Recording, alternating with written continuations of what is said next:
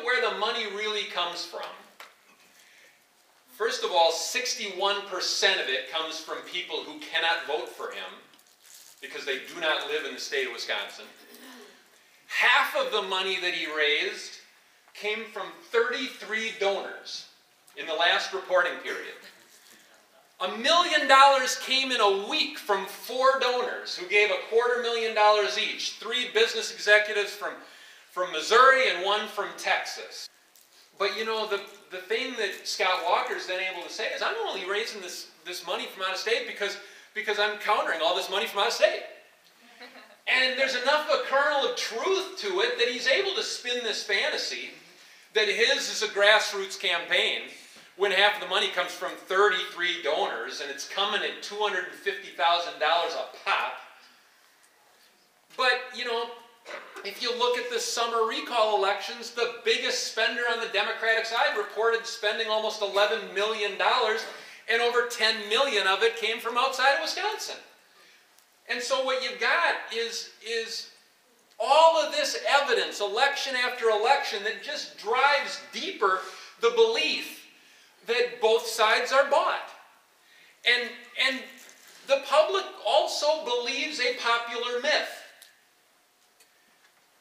Most people believe that Republicans get most of their money from business interests and most money for Democrats comes from labor unions. Well, first of all, I can tell you that since we tracked state contributions at the Democracy Campaign, I can tell you that business interests give $12 on average for every dollar that labor unions give to candidates for state office. But among Democrats, business interests give $6 for every dollar that Democrats get from labor unions. And for that reason, union leaders stopped making sense to me a long time ago. Business has capital. Unions have people.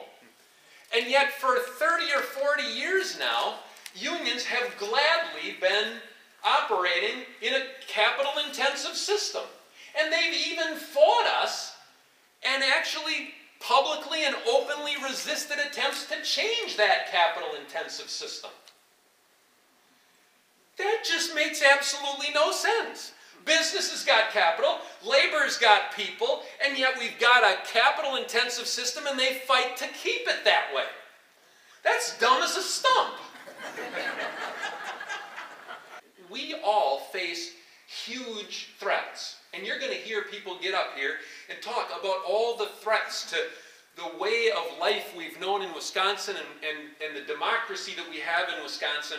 But I'll tell you this, I think the biggest threat of all to our future is a lack of political imagination.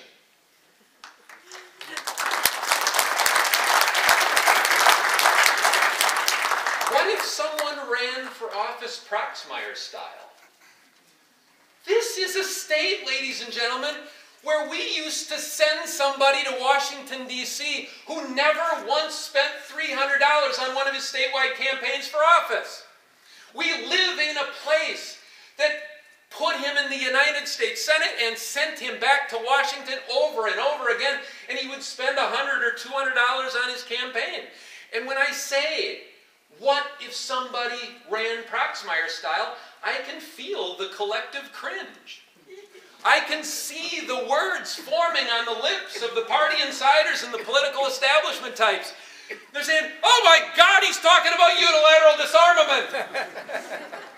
Prox couldn't win today. You got to fight fire with fire, eye for an eye, for crying out loud. Well, eye for an eye will always make both eyes blind. And fighting fire with fire will do nothing but leave our state and our nation and the very idea of government by the consent of the governed in ashes. And so if there has ever been a moment that cries out, that screams for a need for political innovation, this is that moment. And you know, here we are. We have just said so long to 2011, and good riddance to that year.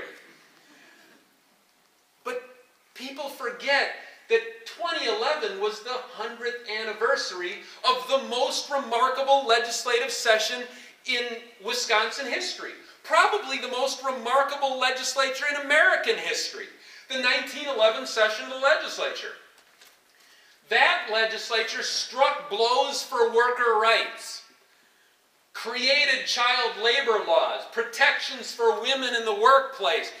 The 1911 legislature created workers' compensation. They enacted sweeping railroad regulation. They did insurance reform. They created the first state life insurance program anywhere in the country. They created taxation based on the ability to pay, the first progressive income tax in America. They established vocational, technical, and adult education. One legislature did all of that. But what they did happened for a reason. That legislature was no accident. That legislature happened because of what happened in 1897 and in 1905. In 1897, the Wisconsin legislature banned bribery. Now think on that a second. Y'all know when Wisconsin became a state. 1848, that means for the first half century of statehood, it was perfectly legal to bribe a public official.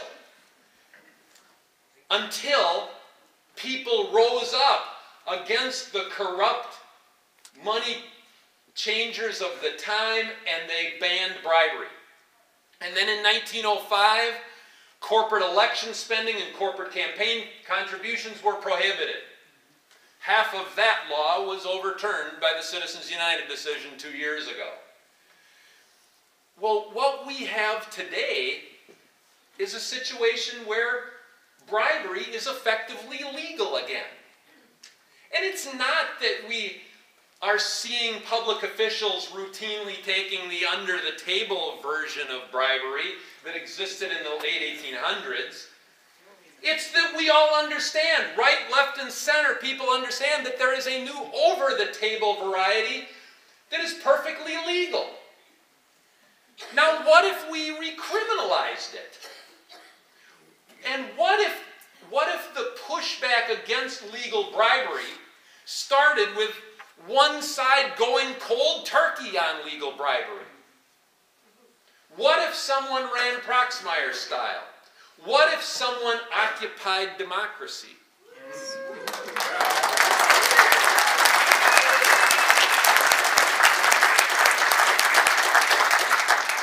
You may say I'm a dreamer, but I am not the only one. People crave this, I'm telling you. Across the political spectrum, people crave this. If this isn't a golden opportunity for political innovation, I don't know what is. Because I'll tell you this, if somebody ran Proxmire style, they would have something going for them that Prox never had. 30,000 people were out there petitioning. An army of 30,000 people could fan out across the state and be where Prox was. It wouldn't just be Proxmire at Lambeau. It wouldn't just be Proxmire at Camp Randall. It wouldn't just be Proxmire at the plant gate. It wouldn't just be Proxmire at the state fair. He would have an army of 30,000 people at his disposal. There were 1 million people that signed those petitions. You could imagine that candidate running Proxmire style who could turn some of those 1 million petitioners into walking ads on sidewalks and street corners in communities across. Put them in sandwich boards. Put the same doggone messages that you'd put on television. Put them on street corners. Put them on sidewalks. You could have people out on country roads and busy thoroughfares who would be living billboards.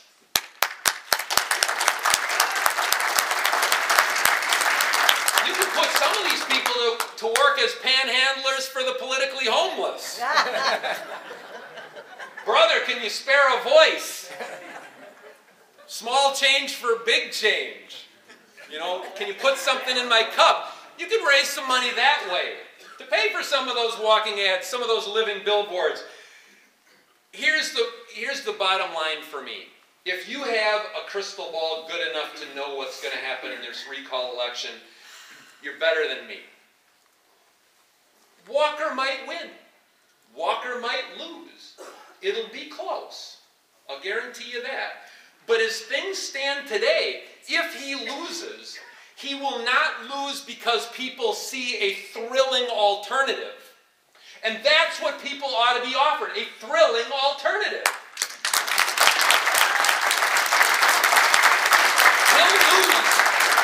He'll lose because people can't stand to have him in office another minute.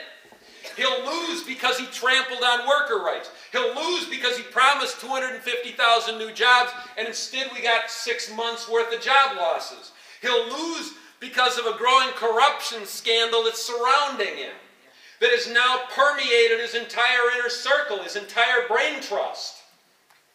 What brain? He's entrusted it to somebody. He'll lose because the state of our state is turmoil. The state of our state is division. The state of our state is polarization. And the state of our state is in your face, my way or the highway politics, which ain't in keeping with what Wisconsin people want. So here's what leaves me scratching my head. Imagining a new kind of politics, a new way for running for office, is considered too risky. But it's not too risky, curiously, to depend on people concluding that they can't tolerate Walker despite the absence of a compelling alternative to the legal bribes and the scorched earth advertising that those bribes fund. We're going to have people who will turn it over to the professionals because they got to have millions to run ads, and those ads will sicken people right, left, and center. And if airlines advertised that way, nobody would fly. But politicians do that anyway. Creating a positive and compelling and plausible alternative to today's politics involves risk. But liberals ended slavery. There was no risk involved in that. Liberals got women the right to vote. There was no resistance to that. Liberals created Social Security and wiped out poverty among the aged. That was risk-free. Liberals took on segregation and they passed the Civil Rights Act and the Voting Rights Act. Every single one of these undertakings involved considerable risk. So we are journeying into a great unknown. We face challenges never before seen in our lifetimes. We face a crisis in our democracy never seen in living memory. We live at a time when most everything that we hold dear is at risk. Talk about your turning points. So do we play it safe? Do we keep doing what we're doing? Or do we take a leap of faith? And the most important question is really a question for the politicians. Do you trust in that army of 30,000 petitioners? Do you trust in those million signers? It is time to take that leap of faith. It's time to discard old habits and imagine a whole new way of doing things. If there is to be hope for the common good, it will require uncommon politics. This I know. There's a lot I don't know. But this I know. The fate of our state and our country rests on our response. And this I also know. If fear of risk paralyzes us, history's judgment will be harsh. Thank you.